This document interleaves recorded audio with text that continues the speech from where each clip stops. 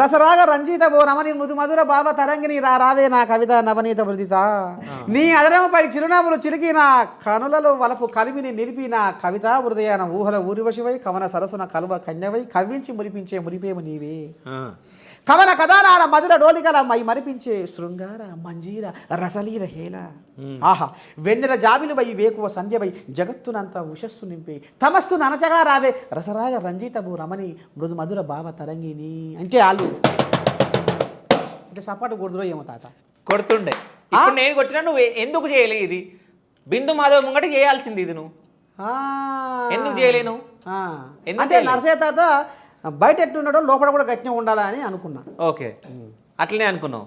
మరి నరసయ్య తాత ఎప్పుడు ఇట్లా ఉంటాడు కదా మరి ఈ గెటప్లా ఎందుకు ఉంటాడు? ఉండడు కదా నరసయ్య తాత ఉంటాడు ఈ గెటప్లో ఎప్పుడు?